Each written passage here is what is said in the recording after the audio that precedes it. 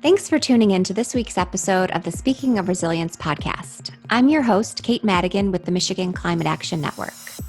This week marks 10 years since the oil spill into the Kalamazoo River from Enbridge's Line 6B pipeline, one of the largest oil spills in U.S. history.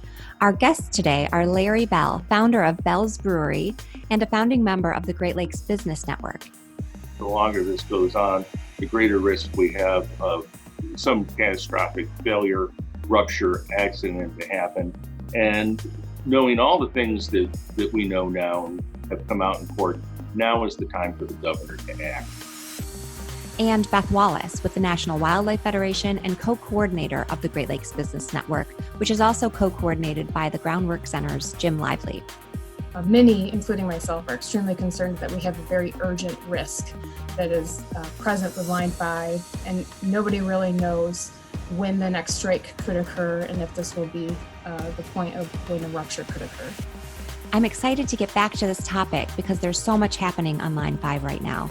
If you haven't already, I recommend listeners go back and listen to our interview about Line 5 with Chairman Brian Newland, released on June 30th.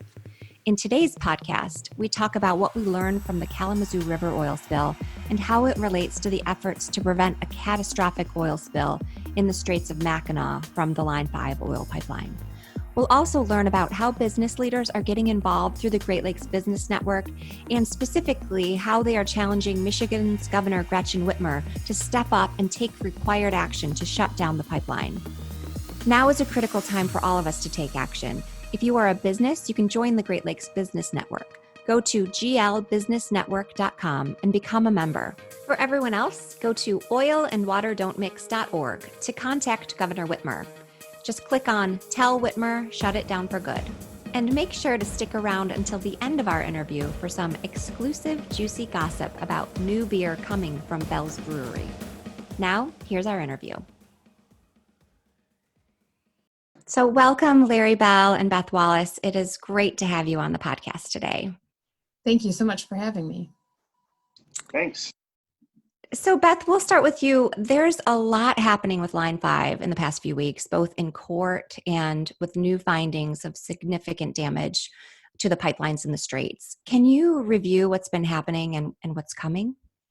Yeah, this started a couple of weeks ago. Enbridge was in the Straits doing some repair work to the east line of their dual pipelines in the Straits of Mackinac. And for those that don't know, Line 5 is a 30-inch pipeline on inland, and then when it hits the Straits of Mackinac, it turns into two 20-inch pipelines about 1,000 feet apart. And so they were doing work on the east line when about 150 feet away, they discovered one of their anchor supports, which is the intent of the anchor support is to help support the pipeline where the bottom of the Straits of Mackinac has washed out and the pipe is now unsupported.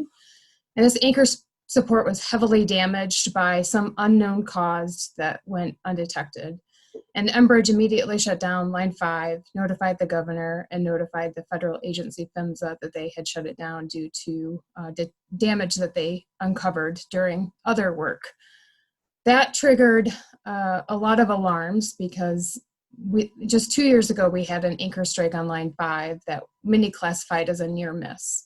And this damage to the anchor on the east leg just a few weeks ago was very similar to what we experienced in 2018. And so they were in there trying to figure out what had happened and why this went undetected. Many of those answers still have not come to be.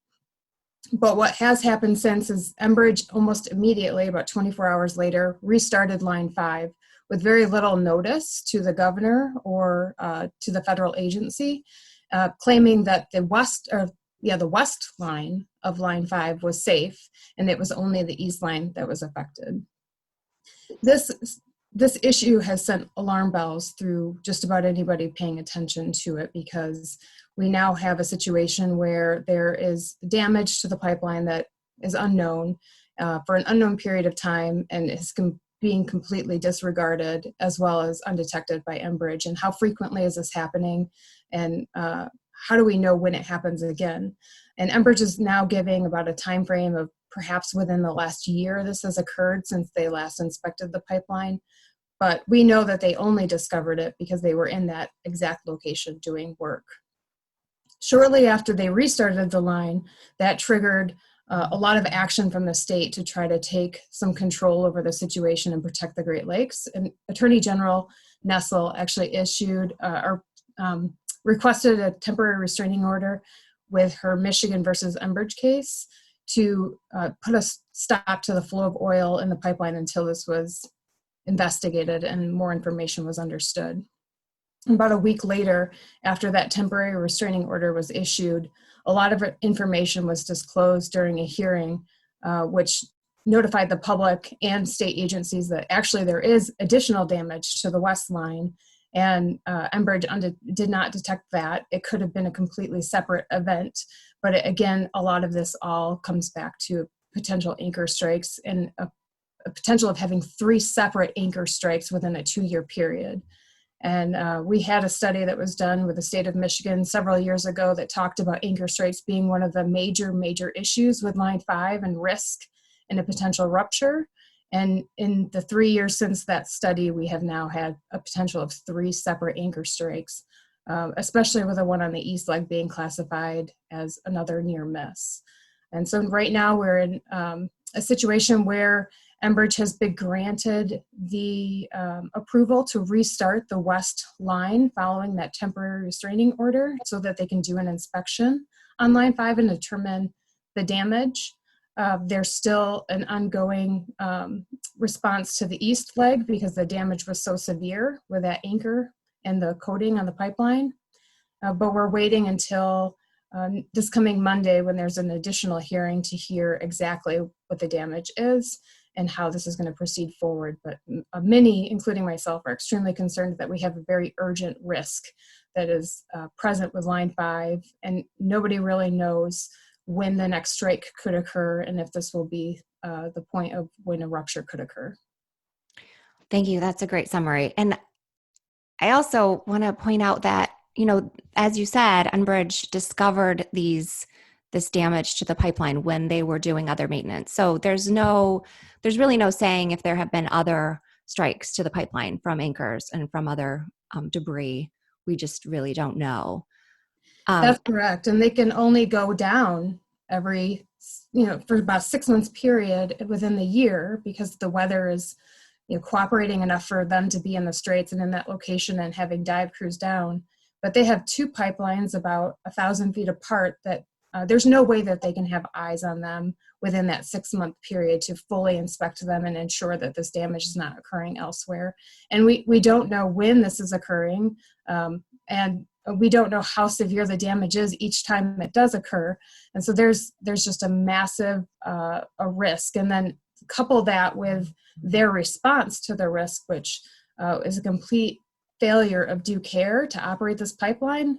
When you have something that is physically damaging the pipeline and required supports, and you make the decision without fully understanding what's causing this damage and how severe it could be, to restart that pipeline, that's a huge problem in a location where you have millions of people relying on fresh drinking water. It's the backbone of our economy. And this literally is the heart of the Great Lakes, where we have immense currents pumping water back and forth.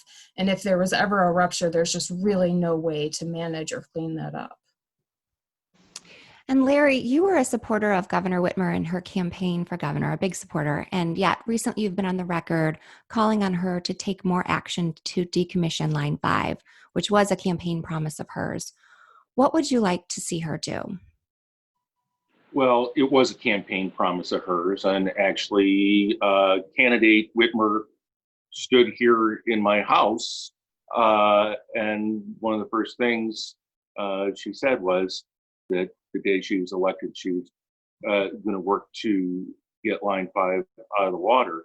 And so while we've seen a lot of great action from Attorney General Nessel, it seems that the governor's office has been lukewarm in attacking this problem. And I would really like to see her fulfill her campaign promise and support the Attorney General, go to court with the power of the governor's office, enjoin the easement for the public trust of the people of the state of Michigan, and put the full force of her office behind this effort. It's what she said she would do, and I think it's time that we asked her to fulfill those campaign promises and get the work done. The long, as Beth said, the longer this goes on, the greater risk we have of some catastrophic failure, rupture, accident to happen. And knowing all the things that we know now and have come out in court, now is the time for the governor to act. Thank you. And to both of you, I guess for our listeners, Attorney General Dana Nessel has taken legal action on Line 5, which the governor has voiced her support for. Can you explain why it is so important that the governor takes her own action? Yeah, I'll take a crack at this one. So the governor really has her own authority because she heads up many of the agencies that hold the easement within the state of Michigan and Enbridge. And in that easement, it has very clear safety requirements that Enbridge has to follow, including due care. And if they do not follow it, then they're in violation and it can be revoked. And the governor taking action means that she needs to join the attorney general in her case, which shows unity within the state to resolve this matter and shows the judge in this case that this is something that the state is taking very seriously, and the state has and wants to enforce the authority that they have with this easement. In addition, the governor, by not taking action on the easement, continues over time to weaken her hand at taking future action, especially when we have such an immense, urgent threat currently playing out with Line 5. And this is not the first time it has happened. And so she really needs to take this moment to show that her leadership and authority and to protect, in particular, as Larry said, the public trust in the Great Lakes. And related to this, can you explain why Michigan, I think you were getting to this, but to even put a finer point on it, why Michigan has the authority over this pipeline in the Straits when other pipelines are regulated by the federal agency that oversees oil pipelines, PHMSA? Yeah, Line 5 is an interstate pipeline, meaning it crosses borders, especially the US and Canada border. And so it is regulated in its whole by the federal agency PHMSA. That being said, there is a section of Line 5 where it crosses the Straits of Mackinac, and the straits are held in public trust, and it is on the bottomlands of the Straits of Mackinac. And so the state had to authorize the construction and operation of Line 5, and within that operation, which is now, or within that agreement, which is the easement with the state of Michigan, they have very clear safety parameters that have to be met, both during the construction of the pipeline and in the operation ongoing. And these things include required supports every 75 feet so that the pipeline is not sagging in any locations, includes protective coating on the outside. It actually stipulates 3 layers of protective coating on the outside of the pipeline. The pipeline cannot be curved to a severe degree in any particular location. And all throughout the 5 to 6 years that the state has been looking at Line 5, we have experienced time and time again where these very clear easement requirements have been violated. Most recently, with Enbridge's action to restart the pipeline without understanding the risk that is currently in play, is a clear violation of due care, which is also stipulated in this requirement. And so the state of Michigan has real full authority over how this pipeline operates in this location. And if it is not safe to operate in this location, they have the authority to order its removal. And that is the situation where we were in today. Other states do have opportunity to have some oversight on pipelines when they cross state lands. And this is a very similar situation, but because it's also the Great Lakes and held in public trust, the state's authority is above and beyond. Okay, thank you. So we're talking a lot about Line 5 today, and this week marks 10 years since the oil spill in the Kalamazoo River from Line 6B, the other oil pipeline in Michigan, which is also owned and operated by Enbridge.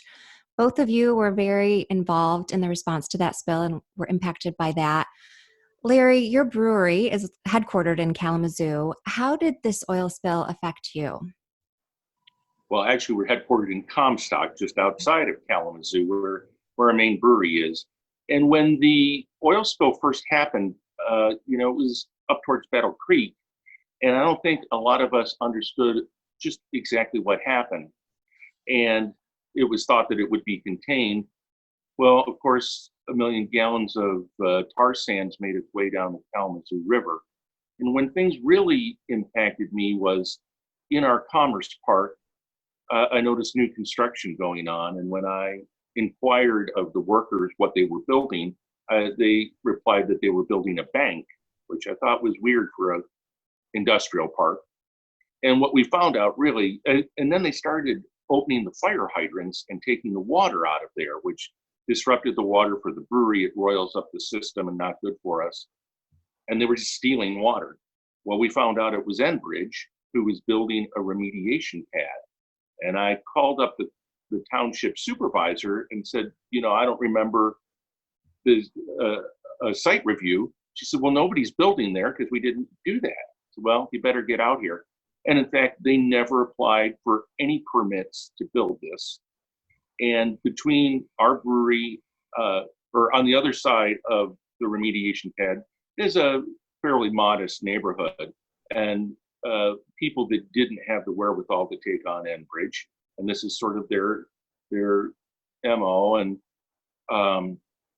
so they had not asked permission. They were going to process 430,000 cubic yards of contaminated river bottom and pulverize it right next to the brewery, which means there would have been airborne benzene and all kinds of things that would have blown into the brewery. It was existential for us. Wow. And so we had to take them to court and sue over this. And in the process, what I found was some just staggering evidence. For example, when the spill happened, first responders were great in helping people out. Many of these first responders fell ill. When they went to their doctors, the doctor said, what were you exposed to? And so they asked Enbridge, and Enbridge has a proprietary mix that they put with the oil to make it flow in the pipeline.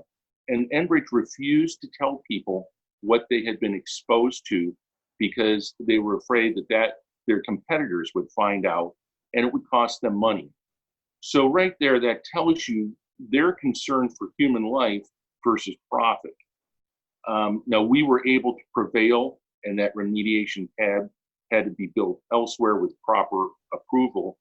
But to this day, right now, the Kalamazoo River, the dam that holds Morrow Pond, for repair, they let down the pond, and there's all this muck that has flowed over the dam, which I'm guessing we still are dealing with contaminant, because we've never seen an oil spill like this of tar sands that sink to the bottom. So much of it sank to the bottom of the river. And so, I found them to not be exactly forthcoming with information and not really interested in the public trust much. Mm-hmm. Thank you. And Beth, you're originally from the area directly impacted from the spill. Will you describe what happened from your experience? Yeah, thank you. I'm actually from Battle Creek, just south of Battle Creek, a small town called Athens. And so it's kind of smack dab in the 40-mile stretch of the Kalamazoo River oiling that occurred. And in fact, my parents, their property actually has this pipeline within just a half a mile of our property. And so when this happened, I became very personally involved in this because I saw a lot of people that I grew up with and a lot of family members struggling to try to deal with the situation at hand. And because I worked for the National Wildlife Federation, I naturally fit into a watchdog role. And some of the things that we experienced, and I'll start by saying, 10 days prior to this event even occurring, Enbridge was being scrutinized by Congress and PHMSA because they had failed to properly address a lot of issues on Line 6B and other pipelines. They were not addressing them in a fast enough manner. And they actually testified in Congress saying that they could detect a leak almost instantaneously. And it was 10 years after that, 10 days after that point that we had the Line 6B rupture. And what happened is they had a bunch of cracks in Line 6B that eventually fused into one. They had shut Line 6B down for maintenance. And when they restarted it, the theory is that that's when the rupture occurred. And this was a 6-foot gash in the pipeline that opened up. And as Larry said, over 1 million gallons eventually released. When that rupture occurred, Enbridge actually had some alarm sounding in Canada where they control this pipeline. And they chose to ignore those alarms. They thought that they were false alarms, and they restarted the pipeline and pushed more product through several times over a 17-hour period before a local utility finally discovered the oil and had called them to require a shutdown. As Larry mentioned, hundreds of people became instantly ill from exposure to the chemicals that were evaporating into the air and becoming airborne.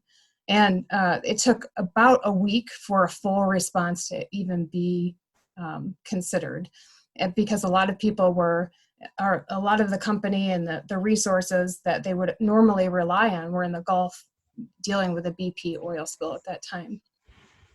We were really looking at it from a perspective of wildlife impact, and that, I think, was one of the most startling situations that I had experienced, and I became very involved with the local community in response from that perspective.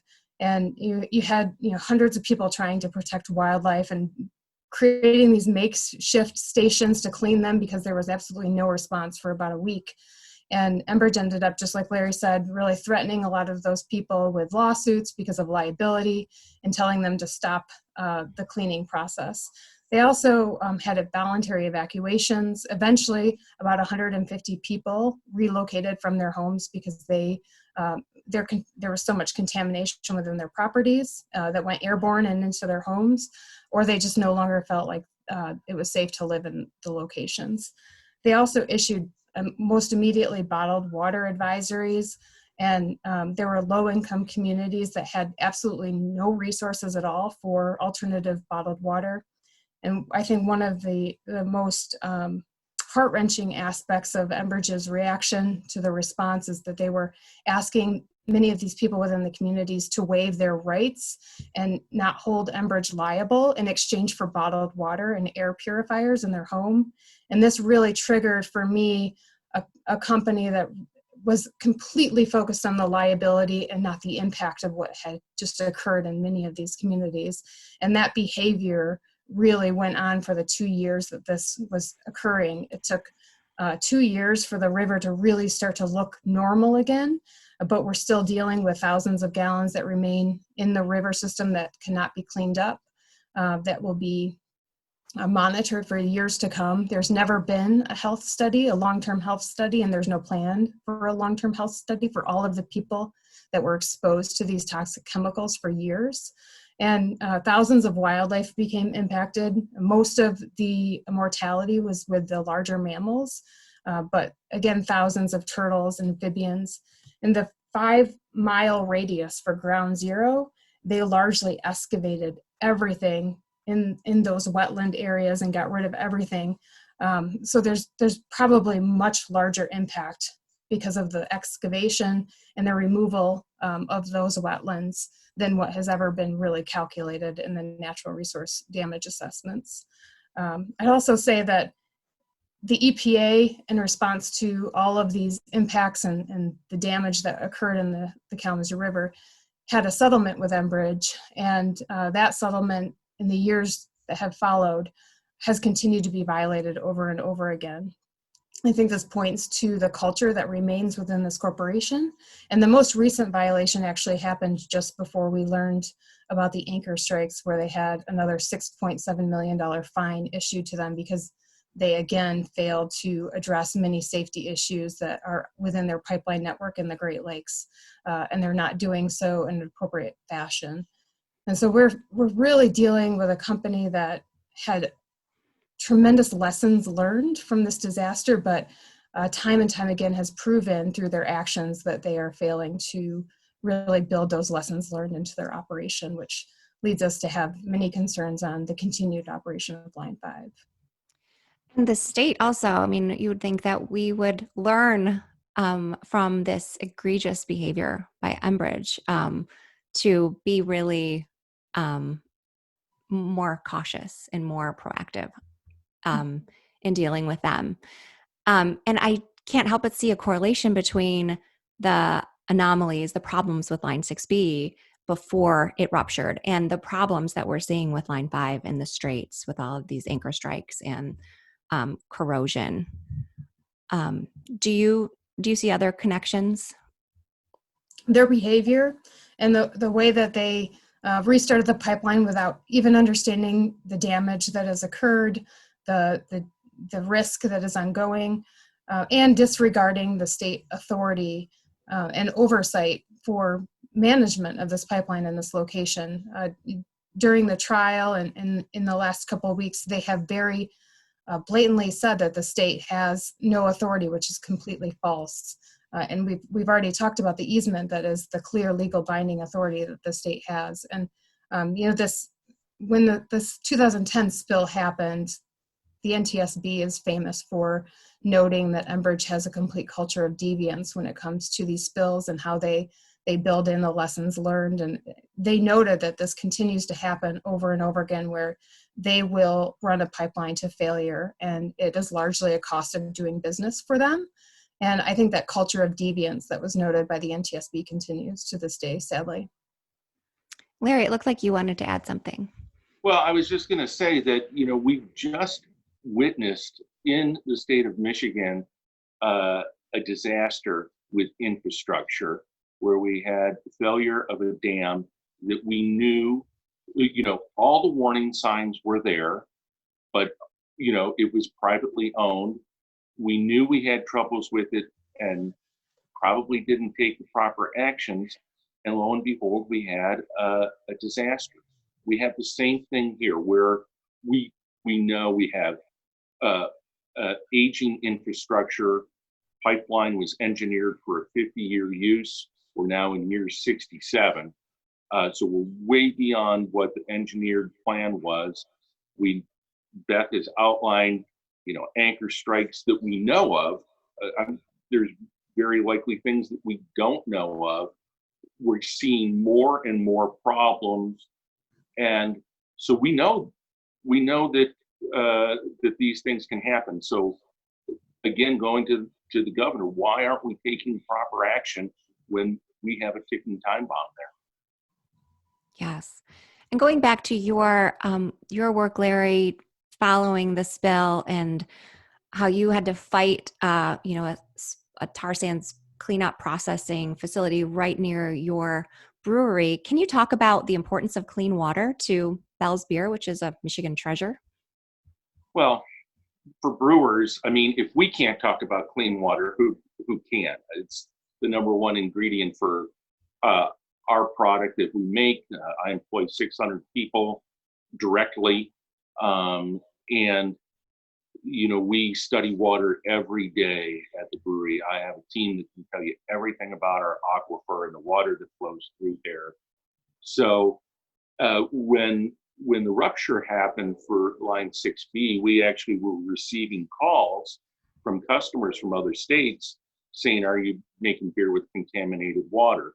We've had the same thing with the PFAS crisis. There was Parchment community not far from us that had an issue. And these things start adding up. Flint, of course, is the most famous for water. And we rely on people knowing that we're using good water. And the reputation of the state of Michigan for its water quality, I think, is important for us, for our business. We have a blue economy here in the state that's $65 billion for recreation, boating, tourism. We know what can happen if we have an oil spill up north. And I think for both Beth and I think when the rupture happened with Line 6B, it opened our eyes to just, what the heck is really out there. I had no idea that there was a pipeline in the Straits of Mackinac. And having learned about that, made me have a lot of concerns about what else was out there. And having learned sort of the corporate culture of Enbridge. And we have a brewery in the UP, Upper Hand in Escanaba, which uses Lake Michigan water. And then you start taking a look at it, there's so many communities up north that use the Great Lakes as a source of drinking water for their municipalities. And there's no backup plan. If that water gets corrupted, it's not like they can just immediately go and find groundwater or other surface water to, backfill their systems. So what happens to those communities up north? Michigan takes a huge amount of risk for having that pipeline and receives very little of the benefit of it. This is Canadian oil that goes from Canada to Canada for the most part. And we take the risk. Enbridge does not insure the risk fully for cleanup or the environmental catastrophe that could happen. And so, it's not, Line 5 isn't about our economy for the state of Michigan. Our economy in the state does not rely upon that oil. And if it goes away, we have plenty of ways to satisfy our energy needs without it. So, I guess coming out of it, I've got myself a lot more educated. We all found out what was going on and decided to take action. Great. And Larry, it's really great to hear your perspective on Line 5 as a business leader and founder of Bell's Brewery, one of the most successful breweries in the country. And so listeners know the Great Lakes Business Network, which you are a founding member of, now includes over 150 business members, including Patagonia, Cherry Republic, Zingerman's, Shepler's Ferry, Shorts Brewery, and of course, Bell's. So Larry, would you talk about the Great Lakes Business Network, what it does, why you chose to be a founding member, and why it's important on issues like Line 5? So the Business Network was really formed about Line 5, and we all take a look at it as a business risk. So from the water issues that we just talked about to our company, we do a lot of business seasonally in the Straits area, Mackinac Island and the tourism that goes on up there. It's impactful for us.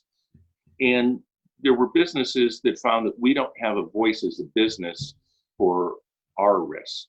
So the Chamber of Commerce speaks for a lot of businesses, but they speak from a very conservative viewpoint, and they're pro-oil. Well, we all need energy, but for those of us that have joined this, we see this Line 5 as a liability to our businesses, that it's something that could impact our bottom line, our ability to employ people and keep benefits flowing to them and their families. And we needed a voice together. So we joined together. And I think there was 11 of us to start, as you mentioned, over 150 now. And we're also taking a look at other issues, most especially algal blooms in Lake Erie that also affect businesses in that part of the state. So we're trying to have a voice and look at this from a business point of view, how this infrastructure can affect us and what we can do and have a voice in regulating it. Great, thank you. And business leaders are such powerful messengers. I'll just point out that, you recently had an op-ed printed in Enbridge magazine, and Chris Shepler recently had an op-ed in Cranes. So the Business Network is really getting this message out, your business leaders' messages out there really widely. And I guess to both of you, what are some ways other businesses and citizens can engage in these issues moving forward? Yeah, I'll hit on the citizen side, and of course, businesses can join the Business Network. That's a great first step. But from the citizen side, there's a lot of opportunity, especially in this next year, to engage in many of the permitting processes that are going to be moving forward for Enbridge's proposed tunnel alternative, as well as, I think most importantly, is reaching directly out to the governor in this urgent moment and reminding her of her campaign promise and her authority as our governor to uphold public trust, and ask that she remove this threat from the Great Lakes as soon as possible. And this includes joining the Attorney General in her legal efforts to dissolve the easement. I think that last point is probably the most crucial, but there's definitely going to be opportunities to engage more directly with the permitting processes for these alternatives that are being proposed. And great groups to follow are the Business Network, as well as Oil and Water Don't Mix, and many of the environmental groups that continue to work on this issue, including the National Wildlife Federation for the Love of Water, and Michigan LCB. I think right now, as Beth mentioned, contacting the governor's office, but I think also, I think contacting most especially Democratic representatives and state senators. Unfortunately, the labor movement has pressured the governor and elected officials into trying to build the tunnel. And they have a lot of money. Enbridge has a lot of money.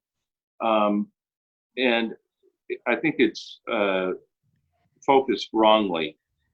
Everybody's in favor of jobs, but the jobs that would come from building the tunnel pale in comparison to the jobs that exist in the Straits and throughout Michigan because of clean water.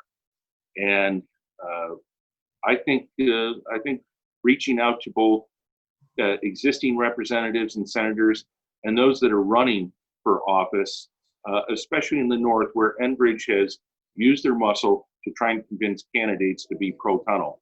I think reaching out to those folks can be very effective right now. And I would encourage people to do that.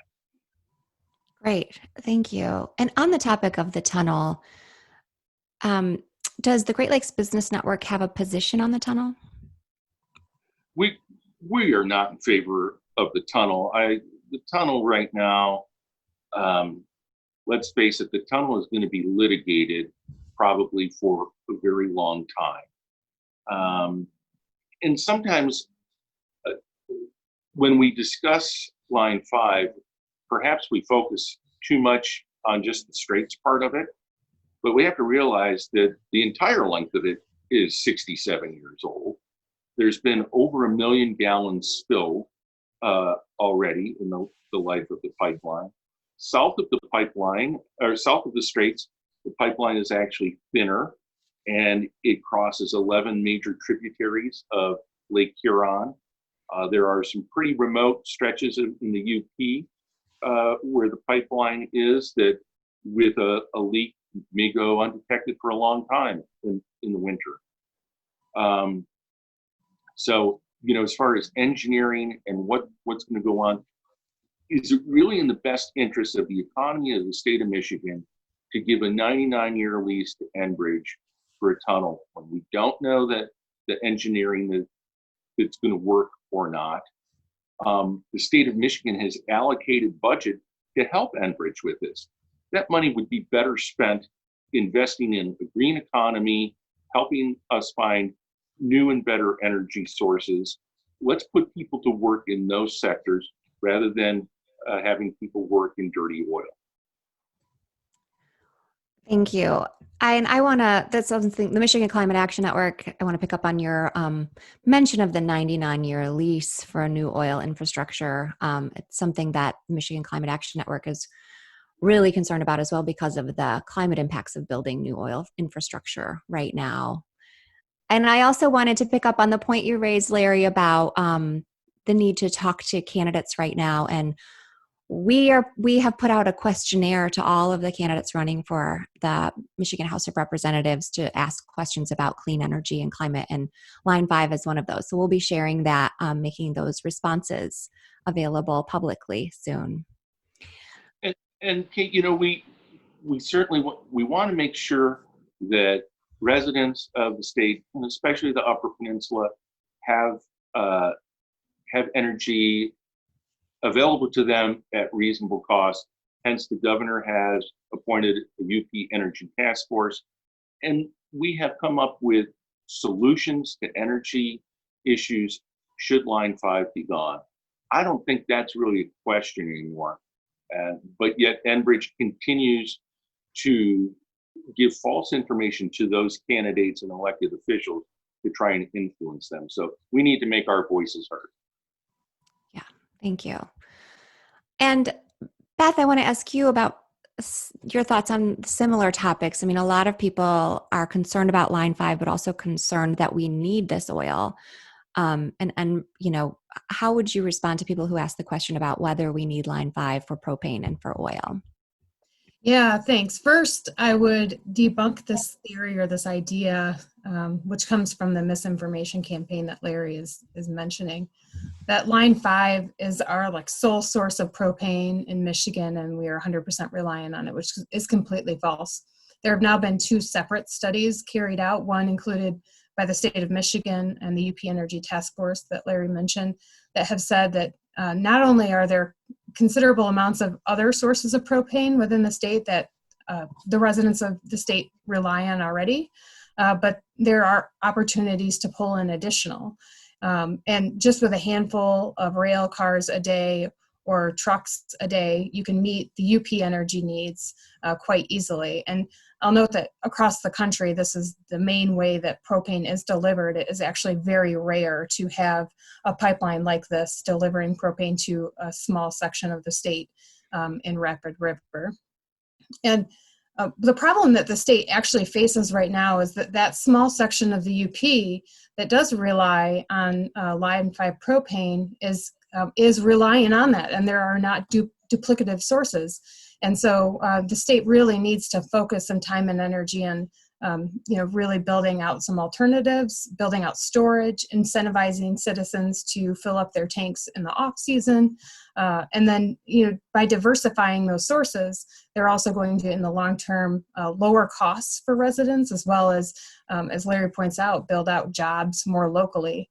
And, the tunnel is a really interesting situation where Enbridge is promising that this thing can be built in 4 years, and they're promising the citizens of Michigan that this is the alternative and we can continue to pump oil safely until it's in place.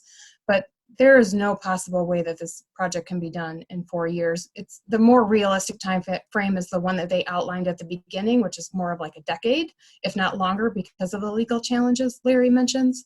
And we really cannot wait another decade. And the conversations need to be completely separate. There's an urgent matter that the governor needs to address now in the current pipeline. And then if Enbridge wants to explore the pipeline and go down that route, or the tunnel, they can do that.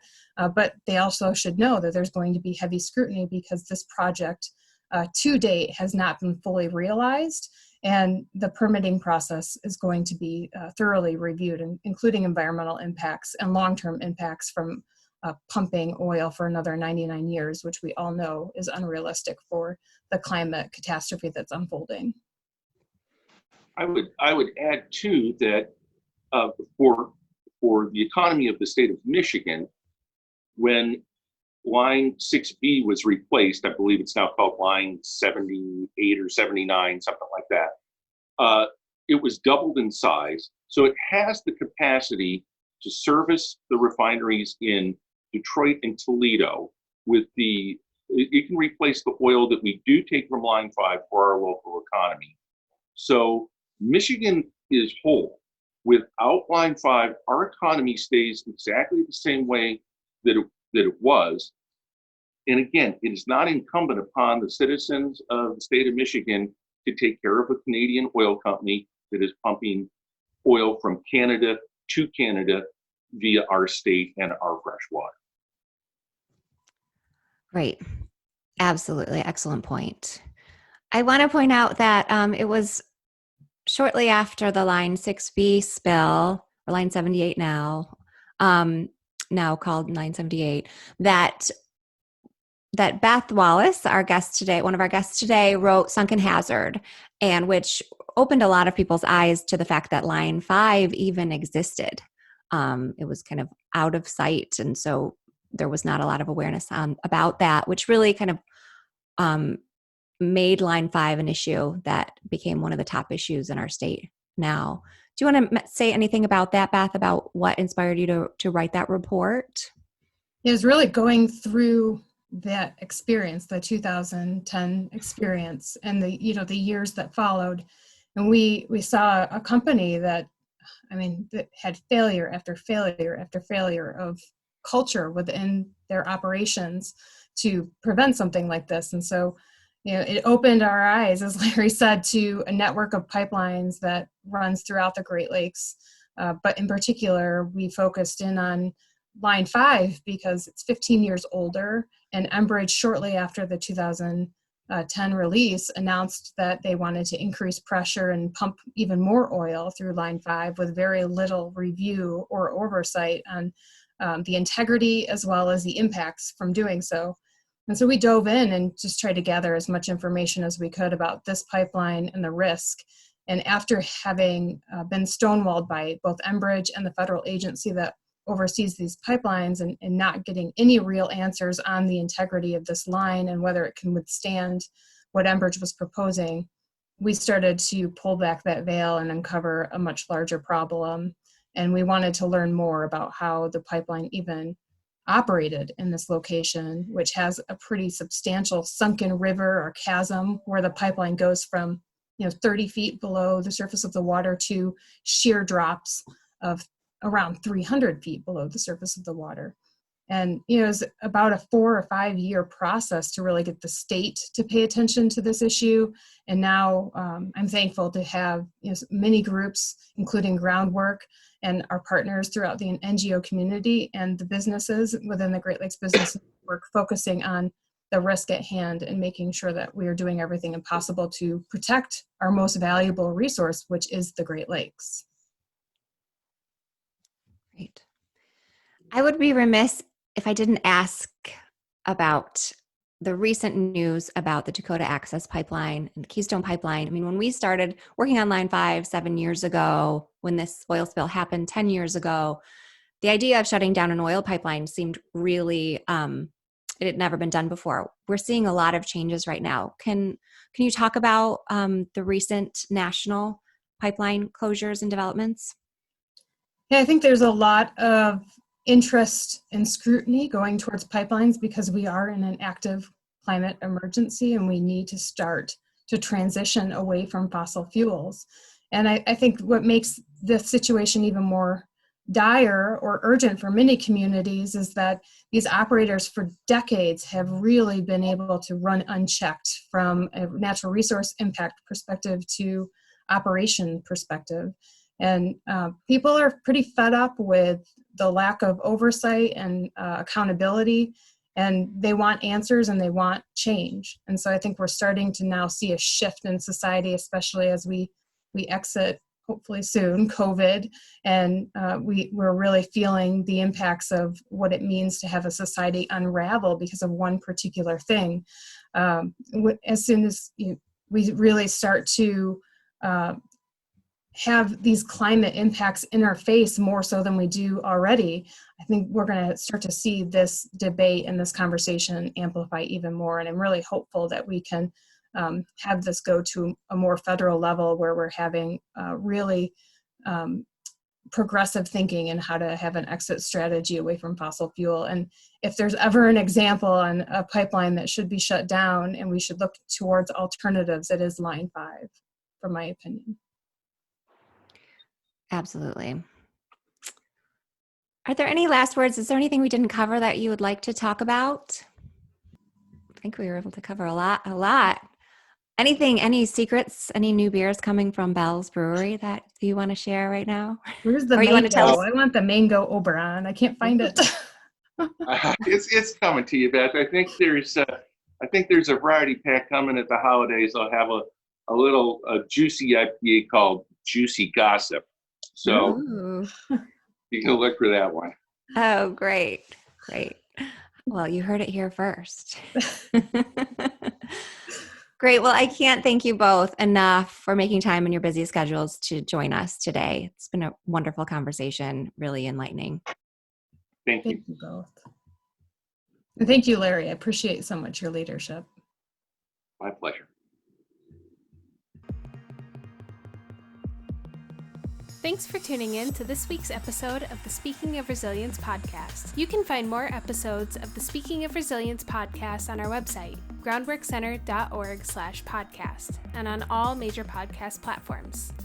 If you appreciate this content, become a podcast supporter by donating at groundworkcenter.org/podcast, and we'll give you a shout out in our next episode. Stay up to date by subscribing to this podcast wherever you listen in, subscribe to our newsletter, and follow us on Facebook at Groundwork Center and at Michigan Climate Action Network.